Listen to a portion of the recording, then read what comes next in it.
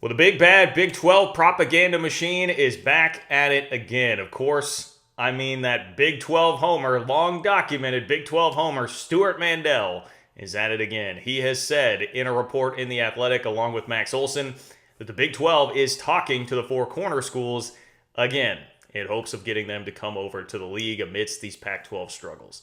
Welcome into the channel. I am John Kurtz. If you have not been here before, please consider subscribing if you're a college football fan, a Big 12 football fan, or a fan of conference realignment. Talk all that all week, every week here on this channel. I'm live Wednesdays and Sundays, and then give you some content like this as well. Subscribe and click the bell if you don't mind. Obviously, things are getting pretty hectic and hot and heavy right now between the Big 12 and the Pac 12.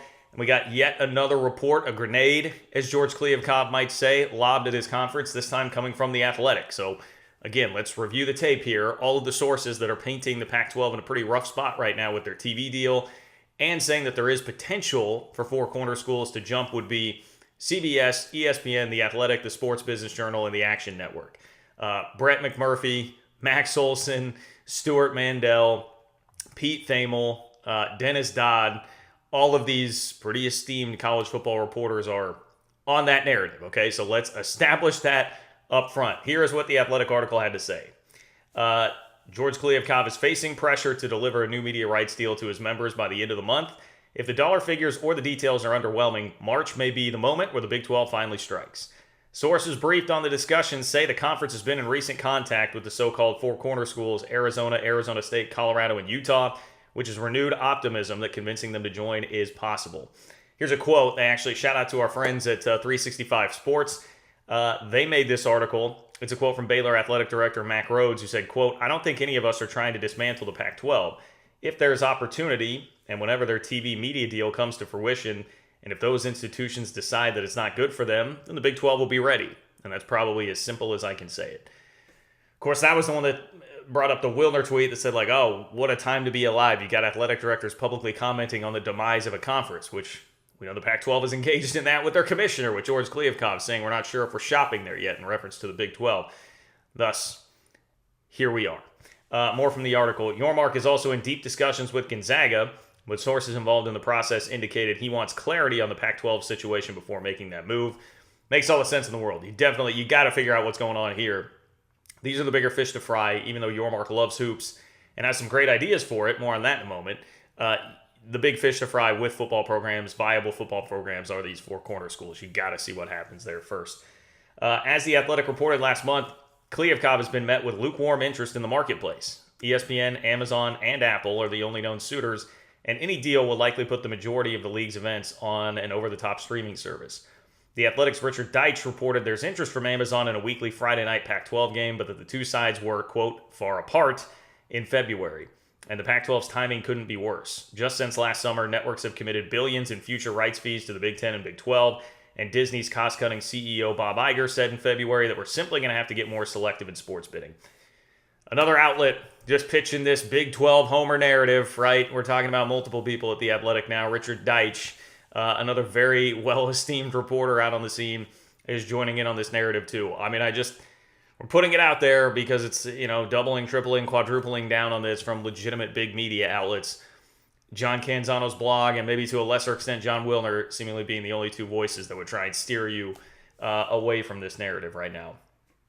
Still, the sports consulting firm Navigate's modeling projects the Pac-12's average annual value at $31 million per school, barely less than the Big 12's new deal, although the Big 12 has larger fan bases. And get ready for this, guys. Remember, Stewart Mandel's on this story. Although the Big 12 has larger fan bases, Pac-12 games on ABC, Fox, NBC, and CBS average 20% higher ratings than comparable Big 12 games from 2014 to 2021, according to data provided to The Athletic.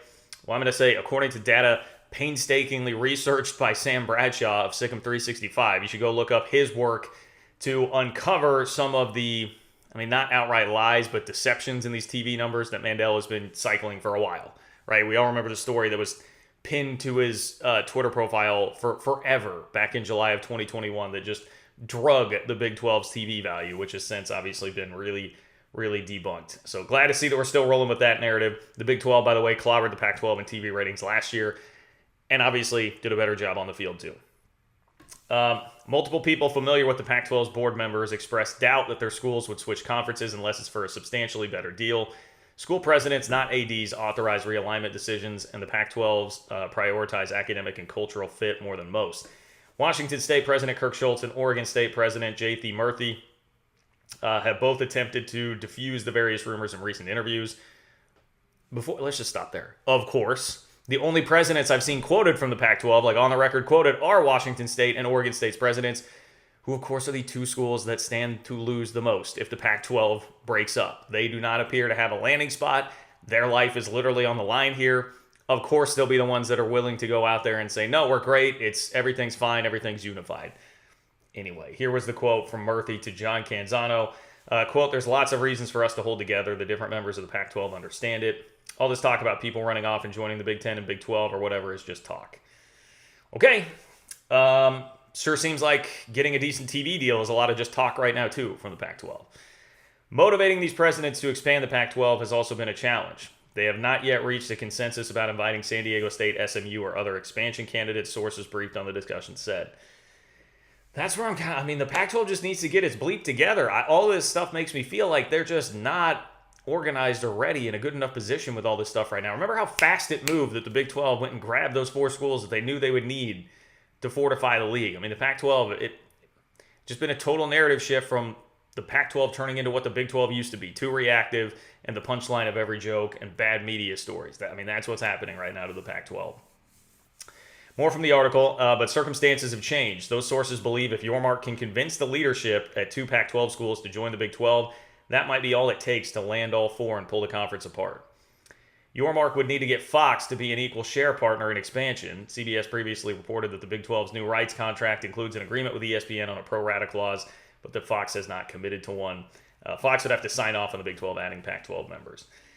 But let's go back to the previous paragraph. Those sources believe if Yormark can convince the leadership at 2 Pac-12 schools to join the Big 12, that might be all it takes to land all 4 and pull the conference apart.